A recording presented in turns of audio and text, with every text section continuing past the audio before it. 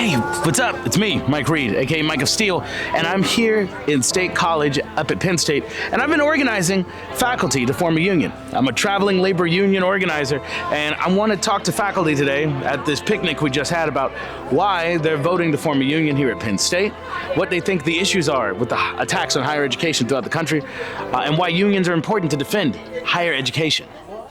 Hey, what's up, everybody? I don't know if you heard, but Penn State, they're forming a union. They're voting in this union election that's coming up. It's going to start on Monday. It's technically already started because ballots got mailed out, got dropped today. And I'm sitting here with one of the professors here at Penn State University, the incomparable, the amazing Allegra Ritchie, who's awesome. And yeah, what do you do at Penn State? I am an assistant teaching professor in the School of Theater. I teach voice and speech for acting and musical theater. Super cool. So I wanted to ask you just a few questions about, like, what is this? I mean, what are your thoughts? One, on unions. Obviously, you're pro-union because you're coming here and you're going to be voting union, yes. But like, what are your thoughts on like unions in higher ed? Yeah. Well, I come from a union family. Both of my parents were teachers when I was growing up, and I have seen how powerful unions can be for educators at many levels. I have memories of participating in picketing with my parents. As you went out picketing with it? Oh yeah, as a little kid, a couple times. That's cool. What did they do? So it's probably no surprise that elementary, middle, and high school public education is criminally underfunded, and there is this expectation to do a lot with a little at a really, really important kind of developmental time of life. Yeah. And so, I remember these negotiations about cost of living and reasonable compensation for the skill that is required of teachers, and time for planning, and adequate sick leave and parental leave and things like that. Okay. And so, coming from a family that was very pro-union and a community that was very pro-union, when the teachers would go on strike, a lot of the kids and their families would come out and picket too. Okay, word. Which was like really powerful to see as a little kid. The kind of support that when everybody realizes the value of that labor, that those voices can do a lot of change. So I believe that in higher ed, that same principle applies. Okay. Our labor and our skill, especially as educators who are very highly educated, we are expected to have a level of expertise in our fields, and that requires also a lot of school, a lot of student loans and things like that. So I believe we should be compensated adequately for that expertise. Yeah, 100%. For the hours that we work, for the commitment we have to our students, for that labor to matter, especially when we see the way that our administrators very highly value their time and labor. I think our time and labor should be equally valued. Yeah, 47% raise for President Bindapudi of Penn State. What? Anyway. Yeah. So I have a question. So I have another question. So with all that, I feel like there's an attack on higher ed just throughout the nation, like with what the administration, all the stuff we have going on. Do you feel like, because you're in the arts, you're in theater department, do you feel like there is especially an attack on, like, I don't know, like artistic programs, like in our country? And why are they so important? Yeah, why do you think they're important? I do. I work in theater, and I think I have a particular perspective on the way that art can help to reflect some uncomfortable truths in a way that allows us to process them. Yeah. Theater is a great medium for holding up a mirror to the things that are happening in the world, and invite you. That's a bar. Yeah, they invite you to come and watch it in a way that feels safer. Like there's a safety you feel sitting in the audience and watching a musical about some topics that otherwise would feel quite challenging to talk about with your friends or with anybody. So I know the power of that firsthand. And it's easy to devalue the arts and underfund them as frivolous, but everybody enjoys music, everybody enjoys watching TV, everybody enjoys reading a good book. I know, 100%. And so the kinds of stories that we tell, we have to know that we are protected to tell stories that are challenging. I'm starting to hear some sort of censorship types of stories from my colleagues at other institutions about being disincentivized from selecting more challenging pieces in their seasons. And that's interesting. It is. So I'm hopeful that the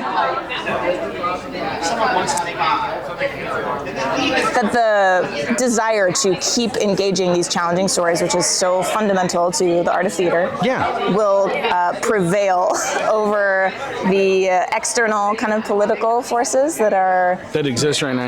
Yeah, and disincentivizing those kinds of productions. Well, I kind of think I feel like, and you can disagree with me on this, like artists for a really long time, like, you know, going all the way back to like Lee Strasberg group theater, like them protesting, and then they did challenging things about the moment that folks were in coming out of coming out of World War I and all the challenges economically that we faced as a nation, and they picketed and you know, these are theater kids that are going out there talking about, one, they're on the picket line too, and then they're doing theater projects and writing projects about being on the picket line, what this means, about unions at the time. I used to be a theater child myself. I'm shocked. I'm pretty sure I've told you that before. My thought process on theater or on the arts and all this stuff is like, you know, we're having these conversations in our nation right now about culture, about we have to protect culture, protect American culture. All this. And you hear it from all. What is that? Wait, what does that even mean? But for me, I think that art, like, what makes culture if not art? What helps develop culture if not art? And these artistic things. So it's interesting to me that we're attacking the arts. I mean, we're attacking institutions like Penn State in the nation that kind of help us define ourselves. Like, I think theater, and then also colleges. They've always had, well, I don't want to bring Columbia University as an example because of everything, but universities have always been like a place where it felt like this is where the resistance can kind of come out of. Or start. Right. Right? Yeah. Yeah, I think that university is a time where young people learn how to have an opinion, learn to use their voices for the first time, some of them. Yeah. And that kind of human development experience of being in a place where you are trusted to have a perspective on the world and be able to use your voice. A lot of young people are having that experience in college for the very first time. Yeah. And I think that is a fundamental right that we have that is constitutionally protected, and I think should be encouraged. I mean, okay, so I'll stop going so big with a lot of heady stuff. I'll bring in more to this moment. You're getting ready to vote to have a union at Penn State. Yeah, we are. What are the reasons that you think, and you know, so touching on some of the topics we talked about theater, why do you think it's imperative for you and your colleagues, maybe in theater, in arts and architecture, to have a union? Yeah. Being in theater, a lot of us are already part of various unions. Yeah, IATSE, SAG, Yeah, so we are, I think, generally a pretty pro-union school, generally speaking. You are. I can tell you are, definitely. Yeah. And there have been a lot of interesting things as this new budget model has happened, where the way that class numbers, student contact hours, and things, the sort of algorithmic assessments about the kind of value that these different programs bring to the university, and the ways that they are assessing student success are specifically sort of antithetical to the way that theater works and the arts work. We have quite small class sizes, and that is because it's crazy. We're a really excellent program here at Penn State University, and are consistently rated among some of the top in the country. We have a lot of students who go on to have jobs in the field, and this is a really competitive market. And so the small class sizes are by design for us, but the university prioritizes large student-to-teacher ratios.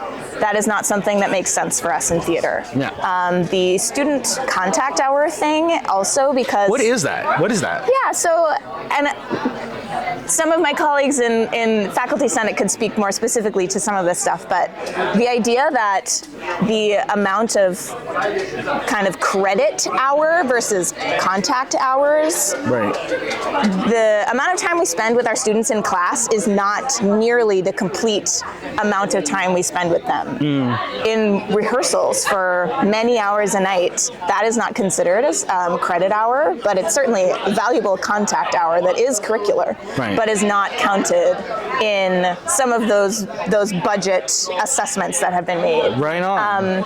Voice lessons, that stuff sometimes isn't counted. I know my colleagues in the School of Music and in nursing who have a lot of practicum kinds of things that are not considered. That's crazy. Okay. So it feels like a lot of the ways that our university is measuring success are not meant or not considering the ways that we actually work, and the kind of world-class training that we are providing our students is reliant on us having these smaller teacher to student ratios and a lot of time that we work together outside of class.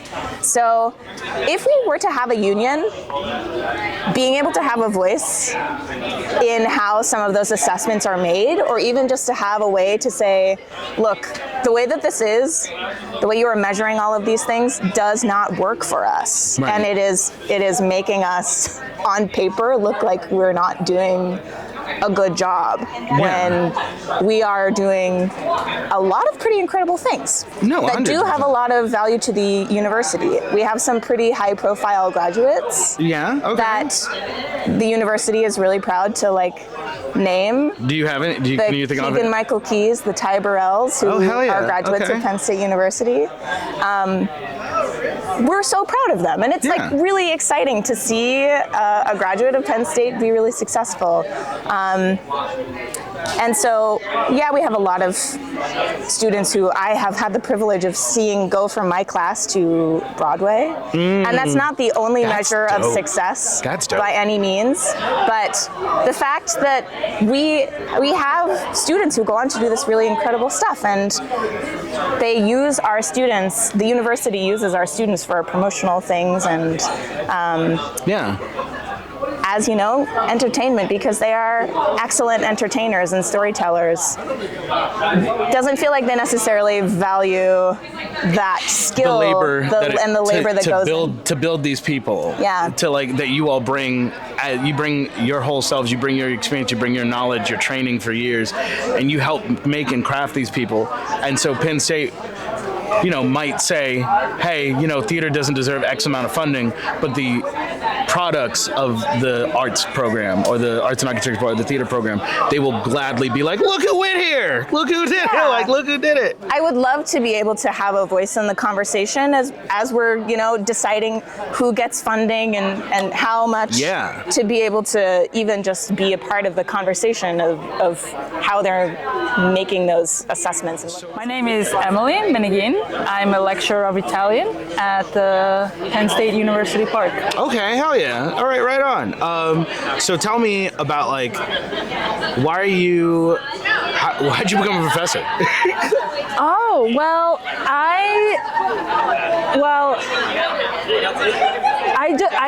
It's cliche, right? Education is crucial. Right? And because I teach language, it's also, I think, crucial for American students in particular to realize that there are other people and they're not monsters. And they're not backwards. They're just different. There's a lot of monolingual culture here in the US. U.S., apart from folks who have different backgrounds, they obviously have many languages, and I want to I want to be a part of. I don't know how to describe it. Yeah, it's cool. Because a part of it is also that I appreciate being some sort of, not authority, but I knew in my job I needed to be like a resource or a reference, or I wanted to be a help or a guide. Yeah. I knew I wanted to do those types of works like librarian or tour guide, or I don't know, something where I'm here to help answer questions and make you feel safe. Okay, yeah, all right. And so I just like the university setting. A university is supposed to provide you with so many resources, right? Opportunities, funding, community, and I love those moments when the student, like something just clicks, and then they get it. They kind of, and they're like, oh yeah, aha moment. And I'm like, even this little seed that applies to maybe a grammar that we're learning, they're gonna take, and they're gonna be just a little bit more open-minded about whatever they face in the rest of their life. Yeah. Okay, totally. I get that. So you have like this want to be like, like a resource on this sort of thing, and so you teach. What is it? Language? Yeah, it ultimately is language and culture. Right. But I teach basic language, and then I also prepare students to go study abroad, and also I've taught abroad. So that is survival Italian.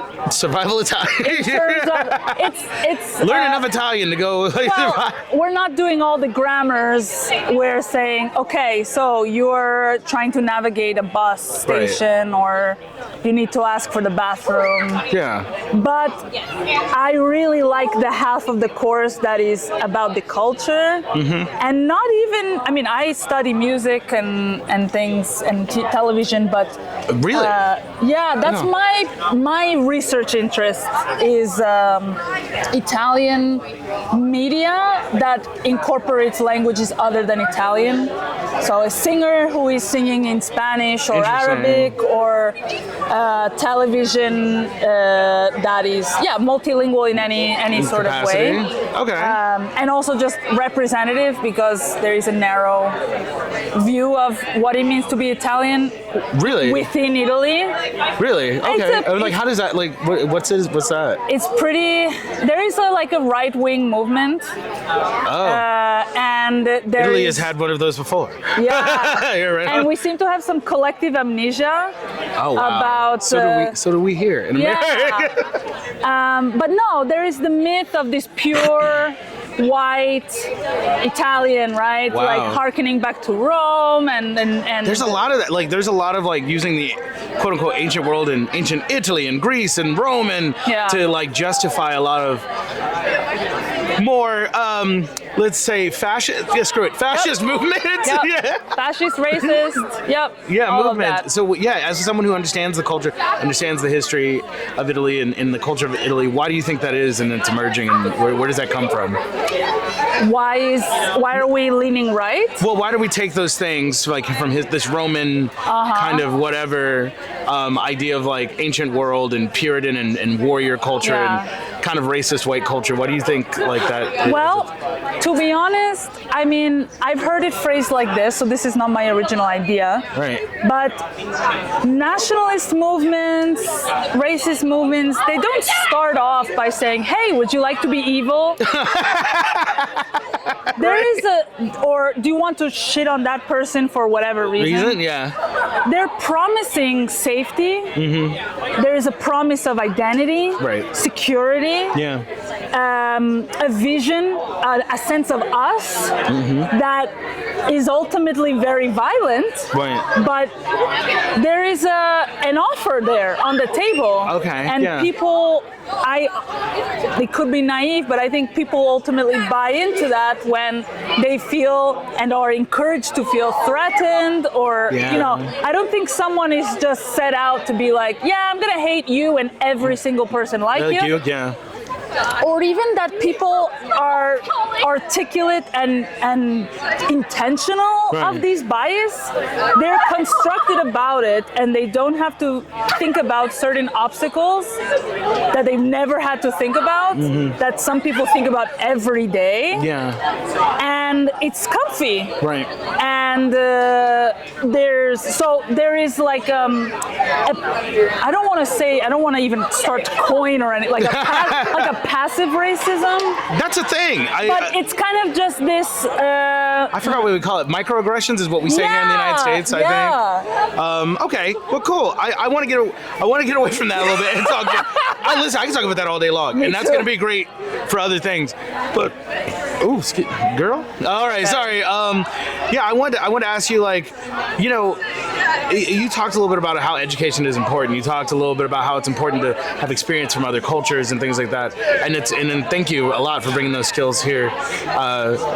Bringing these skills here to like Penn State and teaching American kids. I grew up in New York, but it's I think so important that American students have access to people in their life that are not American. Yeah, 110%. And to see these people also in roles of expert, rather than just a mass of brown bodies that are hungry. And you know what I mean? Kind of. Like Go a little bit more into that, yeah. There is something very powerful about interacting with a person who has an accent with a level of respect.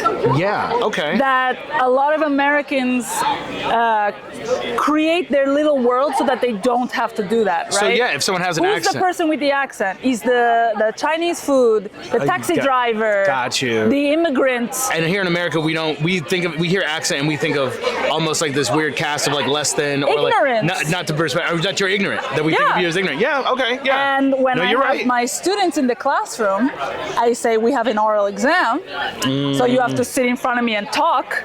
So because forget the use of AI and generators and translators in their written work, but hey, you have to talk in front of me. You have nothing to go off of. And I say, think about how difficult it is for you to talk about your hobby in the present tense versus someone who has to work in a language that isn't theirs.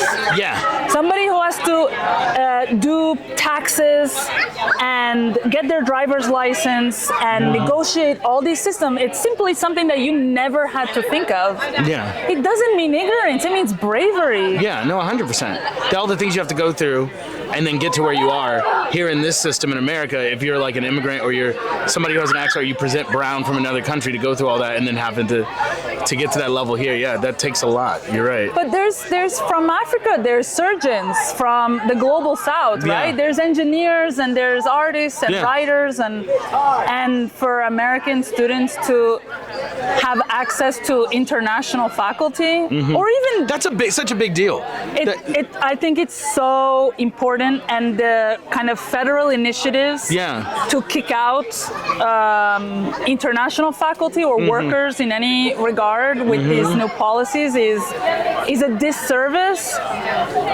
and I think it's intentional, right? Because the dumber the people are, the more easily they are to control, manipulate and fall to fascist. But it's a disservice. Fascist stuff. No, 100%. And I think about this is like, right now in this nation we're having an attack on like international people, and there's so many faculty around the country. I think it was something like 60% of professors or something around like the nation or around our international faculty. They're bringing these skills, this knowledge, this intelligence here to America, educating American students, and now they're afraid. A lot of them are afraid in this moment right now, forming union and everything. So I'll get back to others. So you're about to vote for a union. What do you think it means? Why do you want to see a union, very specifically in liberal arts? You're in liberal arts, right? Yes. Why do you think that you and your colleagues in liberal arts will benefit from a union, quite specifically? So, well, I never grew up. I have a working class family, but I don't know unions. I don't know labor history. Right. I see it as quite moral. Or the first thing is just like the professor not being considered as a laborer. That's wild. Yeah. Is one thing. That's not liberal arts specific, but like this is a university.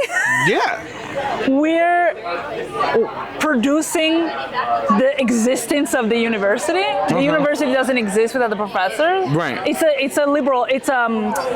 Otherwise it's a football team with a school on the side. You're right. Yeah. Right? Which is, 100%. can be great, but if it's a spade, call it a spade. Yeah, right? I hear you. So the first thing is, yes, that like we're not just substitutable with a computer. Like we're doing something. Right. And but you don't work 9 to 5. Like, oh yeah, try to speak in front of groups of students who are staring at you like, or on their phone. Try doing that day in and day out. Like there is a interpersonal drain. Yeah. No, 100%. That comes with the demands of the university, that we're missing this like dignity. Yeah. Or like we're not being treated like being treated like glorified dictionaries, right? Like, oh yeah, just tell them what you know and that's easy. But no, it's not. I'm doing a lot of things, and my students' experience at college, a lot of it is with me and my colleagues, right? Some of it's, a lot of it's with their friends, right?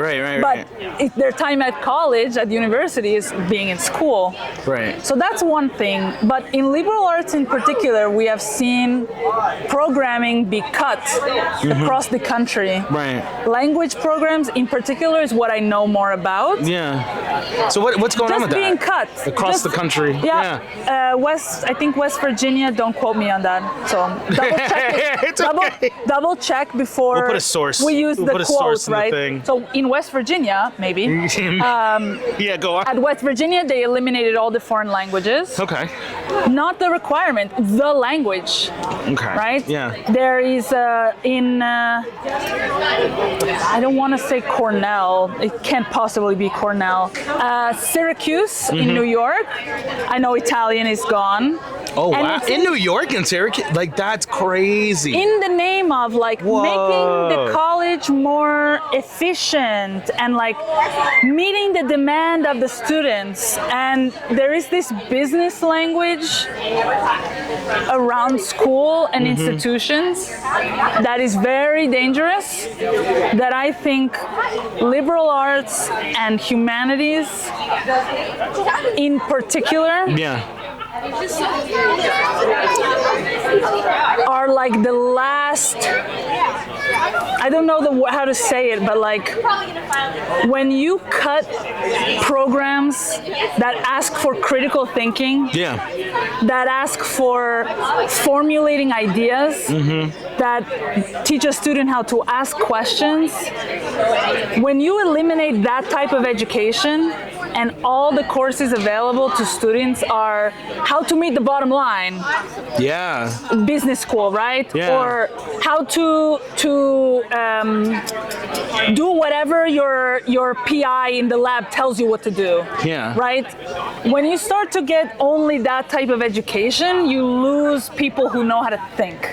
Not that people in business don't know how to think, but the humanities and the liberal arts is particularly important to create like global citizens, which is like a buzzword, but it's true. I mean, because I studied that, but if I was taking just math, I'm a great mathematician, right? But I'm not used to doing certain things with my brain that the liberal arts needs. So I know I went off the point about the faculty, but that's why the liberal arts are important. We're just talking because I said this earlier in another interview. You know, this is where culture kind of comes from, right? We're having this conversation about what is American, what is culture, where does it come from? And you know, I was walking through the liberal arts. I was walking through Burroughs, and I saw Hemingway.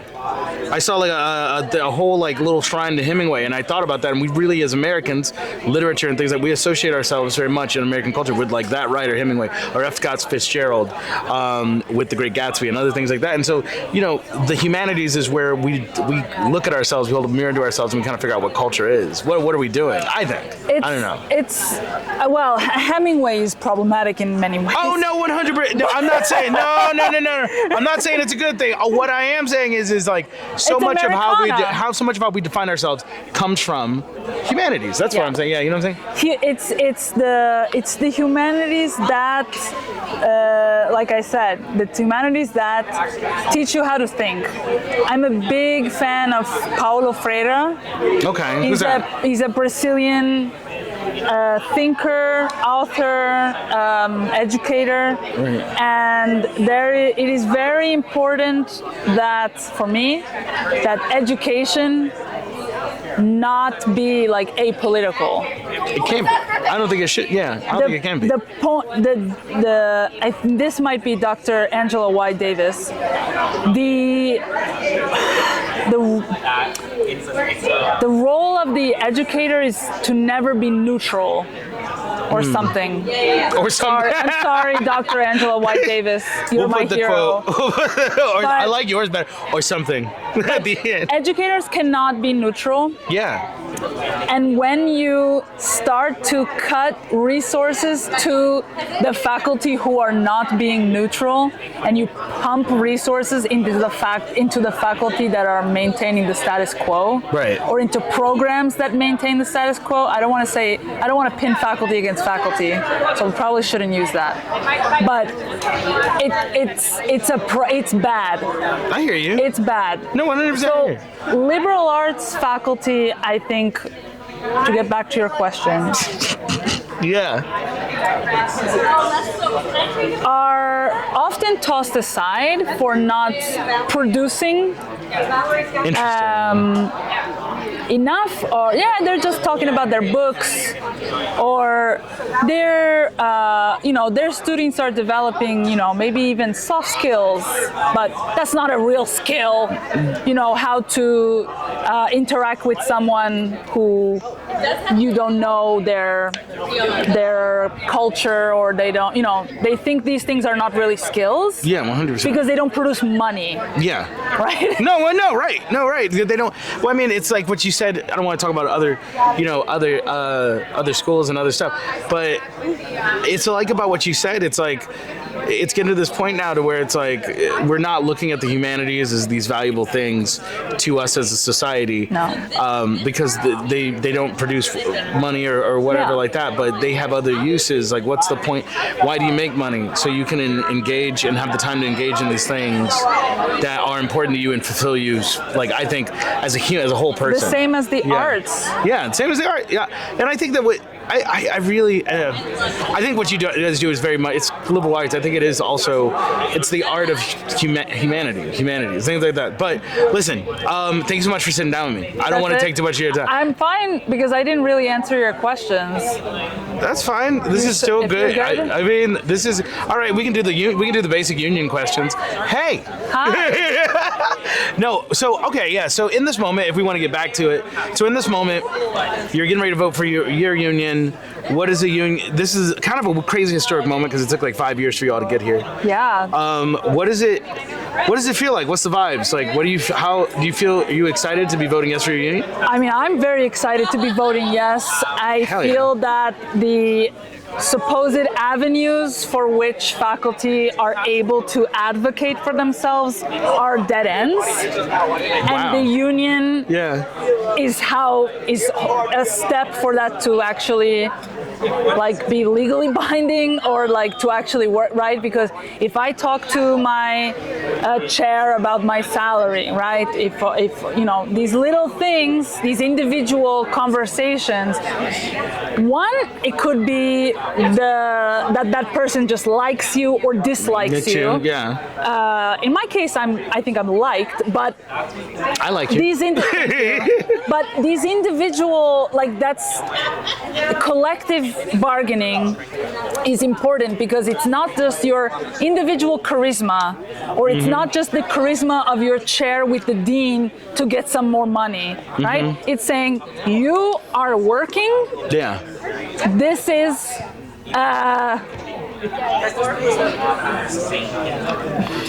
the least we can do. Yeah. I don't know. Like, no, I hear you. There is a clear. The union is going to. The union is not here to set ceilings. No. The union is here to set a floor. So that people can't get taken advantage of. Exactly. And not have a pathway forward. You know, some of your colleagues here are here on 1-year contracts. Me. Or you're here on a 1-year contract. What's that? So what's the, how long have you been here? Yep. And then how do you have to, I hate to call it like singing for your supper almost, but like, how do you ensure? I never heard of that idiom. Yeah. How do you like to make sure year to year, what's that like? So I am renting. Okay. Because I have about $76,000 of student debt still from my master's. Okay. And working on that, slowly but surely. And so your lease is like June, July, right? August. Yeah. Let's just say July, right? So in State College, in about November, they're asking you to renew. Yeah, okay. That is standard in the rest of the world. I think 90 days yeah. the most, but okay. They're expecting you to like, So hey. my first year, I've been here, will be my third year. Okay. I tell my management, well, I'm not going to know if I'm going to have a job until April, the end of April sometimes. Right. So I don't know if I'm going to renew. And then with my first management, they said, okay, so we'll give you until December. And I said, I love how that's not April. I love how that's not. Like, we're getting you until December. Wait a minute. That extension is anyway. So I moved to a different place, but I lucked out, right? And I also, when you have so we don't have contracts. Right. We have memoranda of personal service. Okay. And there is language in it that basically also says this can be terminated at any time for any reason. Right. So I could be doing what I think is great, and then without explanation, I'm not renewed. Yeah, right? So that's crazy. That's crazy. I was told by higher ups and even colleagues, you have to do something pretty egregious, you know, like for that to happen. If you're doing your job, that's fine. And I said, okay, but then why can't they put that down on paper? Yeah, in writing. Why isn't it codified anywhere? Because what they're doing is they're quite simply stressing me out for no reason. Right? Like shit ain't stressful enough. Of course, if I do something wrong, then that's fine. I need to deal with the consequences.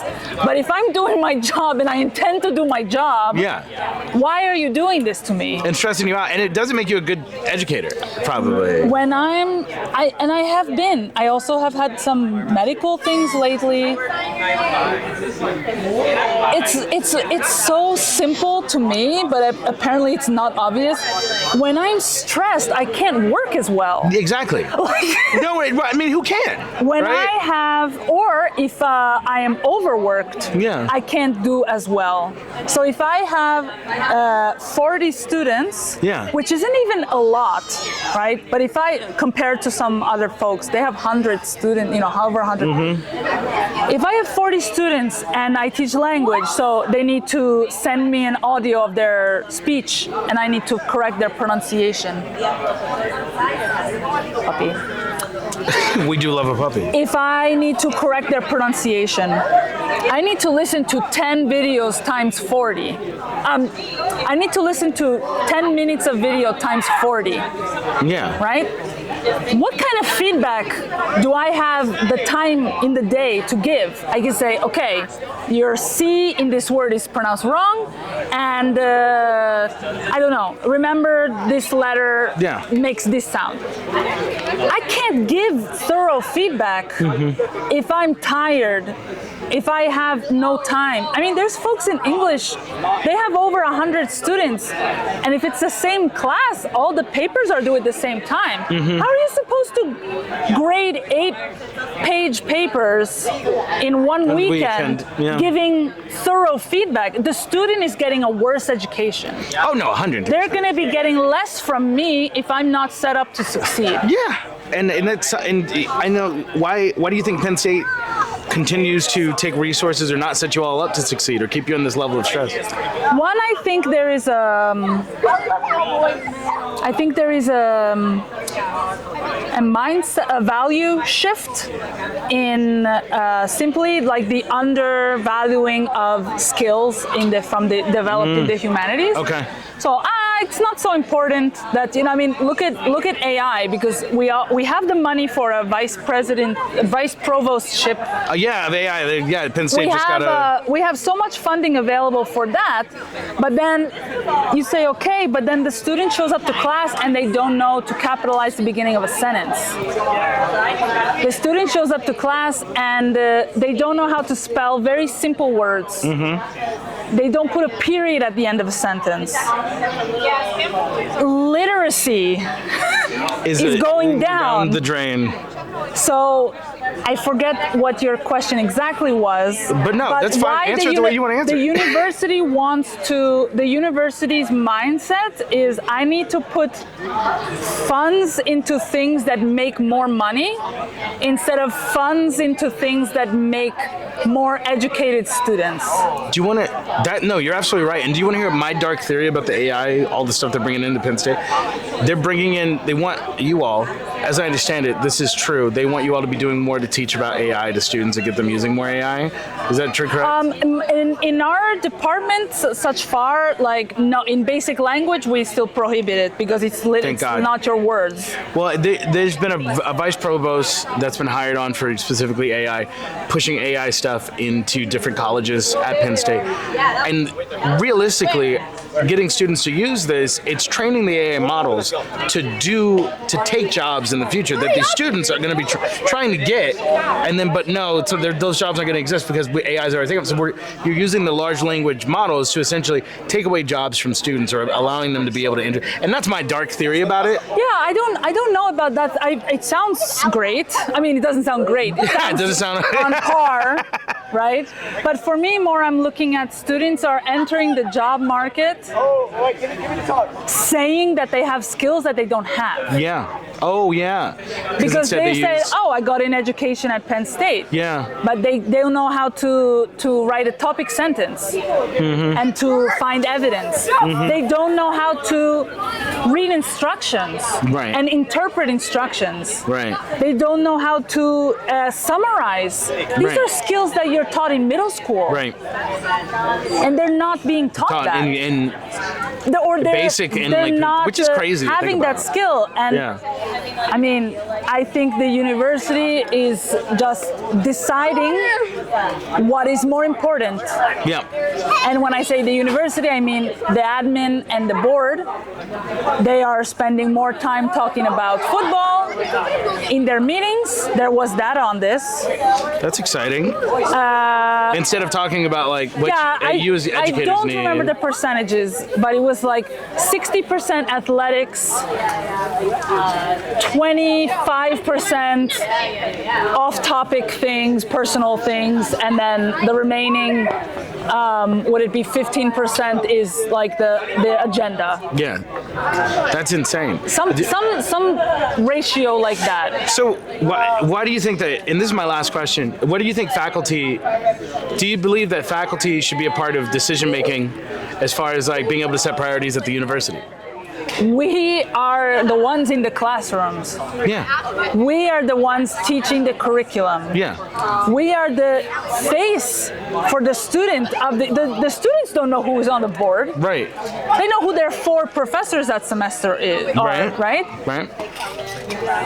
So when the faculty are being pushed into corners to defend things that they never had a say in, and it could be things like wearing masks, or it could be things like incorporating AI into your classroom, right? Because I do have colleagues who are like, how do I use AI to do this? And they use AI, and then we're telling the students, you're not allowed to use AI because it's cheating. Right. And then the student is like, so then why are you using it? And the professor is using it maybe because they believe in it, but maybe because they're exhausted, because they're overworked and underpaid. And this makes them a rubric in 10 seconds, which is something that they would do while taking an hour. Oh yeah. And it's being forced into a corner. So when the faculty don't have a say in where the funding goes, right? If they don't have a say in terms of what are the priorities of the college that are taught, right? Lots of programs, lots of institutions are cutting languages. The faculty, like obviously who teach languages, we don't like that. Because it's what we think is quite important. Right. But I have to sit there in front of the class with the students knowing that my subject is not important. That's crazy. Because I think it's one of the most important. That's nuts. Does it make sense? It doesn't. I mean, yeah, it does make sense with what they're doing. But yes, what you're saying absolutely 100% makes sense. It does make sense. I like talking with you. I like talking through these things with you, and I think people need to hear what's going on with professors around the country. So thanks for sitting down with me and taking the time. You're welcome. I appreciate you. Take it easy. I'm gonna start. Yeah. I'm Victor Brunston. I'm an associate professor of mathematics at Penn State Altoona. Okay, super cool. So you're a professor of mathematics. What is it? Why do you feel like faculty for the Penn State system, for Penn State all throughout the Commonwealth, why do you feel like you need a union? Because we're employees. Yeah. Our interests need somebody, some organization to represent us. And we don't have that. We haven't had it. That's what a union's there for. Right. And because we're employed by the university, we need that. Right. Okay, cool. All right, absolutely, 100%. You're working class, but you're employees. You need an ability, right, to be able to advocate, govern, and have a say in what happens at Penn State. And so, like, how did you end up becoming? What drew you to becoming a professor? I'm a geek.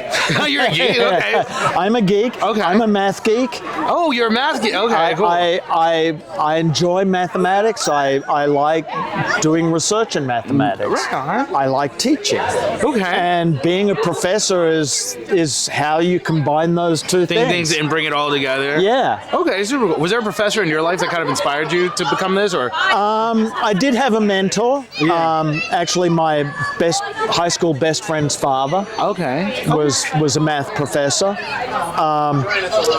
But you know, I come from a family of teachers. Okay, super cool. And so you just kind of all had that background. Yeah. So we were talking earlier. You said you're from Australia, very specifically Sydney. Shout out. How long you been here, and what made you want to specifically like come over here and teach?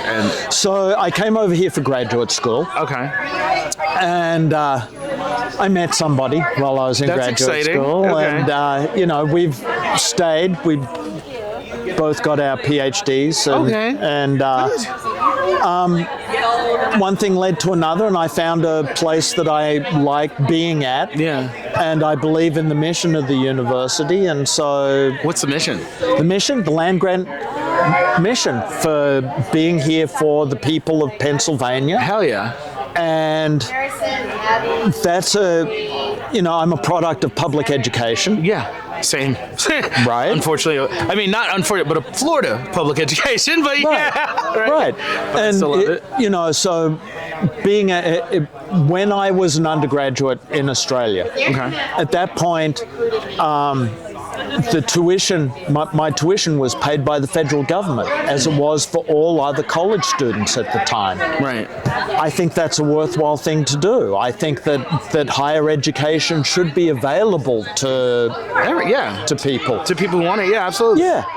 And so and it's a good thing. Education in general is a really good thing. Yeah, 100%. And in that, the land grant you're talking about, and being there for the Commonwealth and the people of the Commonwealth of Pennsylvania, do you feel like Penn State has, they're shutting down, they shut down 7 schools, they shut down 7 campuses, without much input from the community, even, like, not just professors, but from also the community. Like, is that honoring that mission of the land grant? No, it's not. Yeah.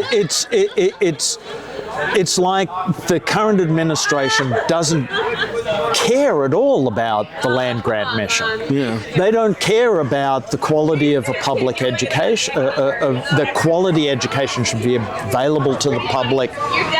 The university has had, problems with that. We're really expensive. We're one of the most expensive public institutions in the country. And wow. Okay. while I believe in Penn State's mission, I don't think that the direction that we're currently being led is fulfilling that mission. Agreed. Yeah, I think I agree with you. Is that why you all, you were a part of the project, you were there when I was in Harrisburg, you all were dropping off your cards. Yeah. And we're here at this moment now, you guys are getting ready to vote, starting, it's a long election, it's a 6-week long election. Ballots are dropping today's Saturday. Yep. What are you, one, how does it all feel to be at this moment? And 2, what are you most looking forward to? Once we get to that place of that, oh, we won. Like, what are you most excited for? What? Yeah. Are you most excited for winning? Yeah, I'm really excited for winning. Okay. I'm looking forward to hearing about that. Yes, we won. Yeah. Come the middle of May, right? Yeah. That's and it's been a long time coming. Mm-hmm.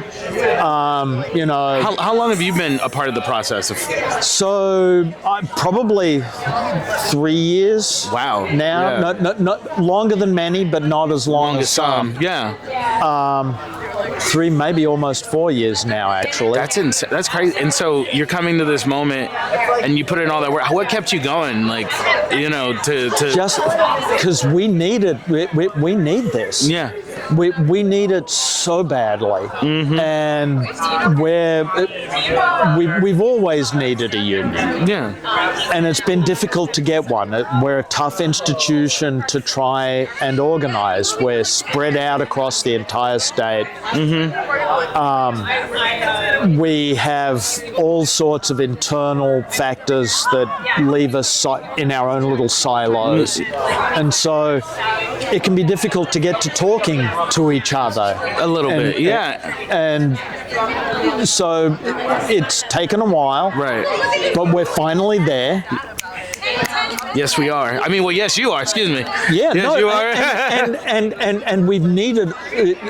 Thank you so much for all the help. This has been great, man. That SEIU 668 has given us. You guys have been fabulous. I love being a labor union organizer, and this campaign for me has been the most fun I've ever done. I've never done higher education before. I've never worked on that. I mostly do healthcare, and I've done some public sector, very, very minimal, one campaign. But this, working with faculty, because you all are. This feels like where the fight is a little bit in the nation. The fight is it's on college campuses, because this has always felt like institutions like this where you're the brain of the country, right? You produce, and faculty. A lot of us don't think of ourselves as employees. Interesting. A lot of us tend to view ourselves more as sort of consultants in some way. Okay. Right. So now, I've talked to colleagues where I've had to sort of get them over that, right, and get them to think of themselves as, no, you're employees who you get a paycheck, right? You draw a salary. Okay.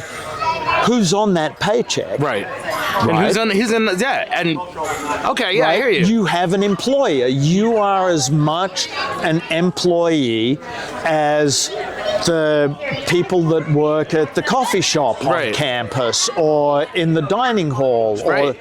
or any of the staff. We're all just employees. Yeah, and a lot of the faculty, not a lot of the faculty, but there are faculty that, oh, I'm a professional, I don't need to be in a union. Nurses are also in unions. They're professionals. Right. There's so many professional fields and careers that are also unionized. That are unionized. Just because we're professional, and yeah, we are educated out the wazoo, right? Right. But that doesn't change the nature of our relationship to the university. Right. That's our employer. We work for them. Now, is our work the kind of work we do really different from a lot of jobs? Right. It sure is. Right. But that doesn't change the fact that we still work for the university. Oh, 100%, yeah. So we have to think of ourselves as workers. 100%. What's the thing that you want to see? You know, you guys are going to get to a place where you negotiate. That's part of a union.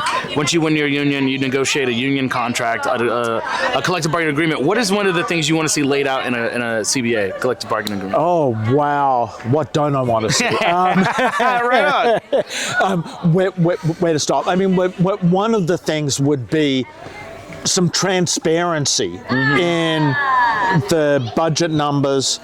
I would like to see pay equity across different campuses. There are lots of faculty who do the same job, have the same job description, Right. but get paid wildly different amounts for doing the same work. Yeah. And so see some equity for job descriptions, and of course based on sex and other factors. Because I've heard that that's an issue in universities of like gender pay disparities. It's a huge one, and Penn State's got it bad. Yeah, and so I've heard these sort of things. So, you know, what's one thing that you want? You know, this is my last question. What is something you want people to understand who are about what faculty go throughout the country? Like, what are faculty going through throughout the country, and what they need? What are the needs of faculty? So it might be a big question. Yeah, Sorry, that's a big question. And depending on the institution, it might have different answers. Yeah.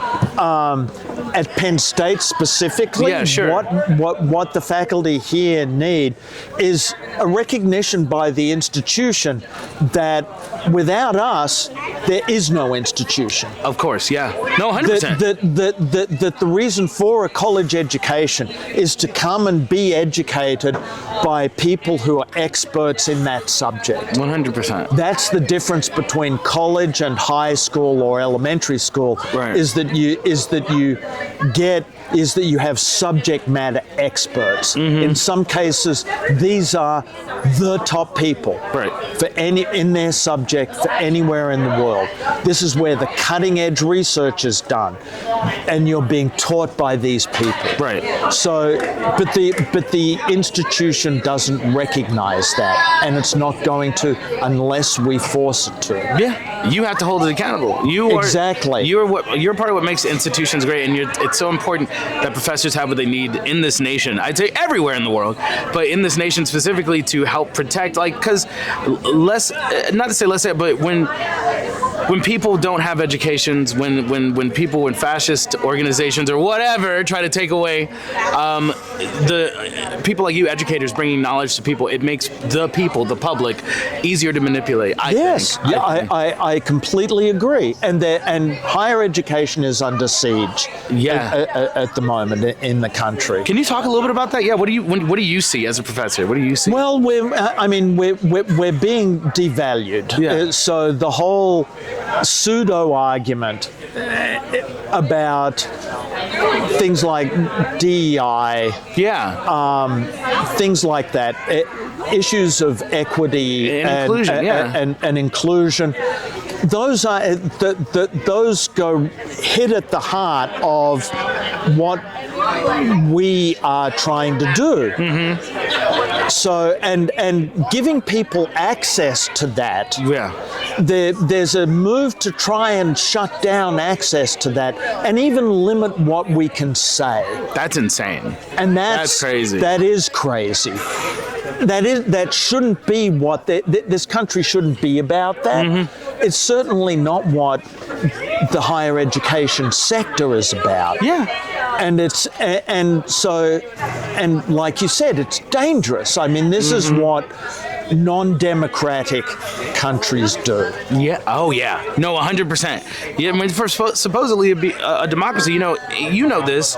Institutions like Penn State and universities around the country are where I thought of, growing up in this, working in this labor union work, as one of the bastions of resistance to these kinds of things. Yes. And so to see it under attack, it's crazy. That's why we need more unions. Exactly. No. More unions. To be honest, in my mind and the way I was raised, unions and education and access to education are two of the things that are fundamental to a truly democratic society. Yeah, 100%. Right? Yeah, so 100%. The people who work, who do whatever they do all day, whether it's teaching, whether it's looking after sick people, whether it's laying bricks, whether it's doing whatever. They need something some organization that's specifically about them, that's about their interests. Right. That's how we inject some democracy into their workplaces. No, 100%. And that's what unions are all about, is democracy in the workplace and having workers have a seat at decision making at the table. But thank you so much for sitting down with me. Oh, thank you, Mike. Thank you. Thank you. All right, we're good. Thank you.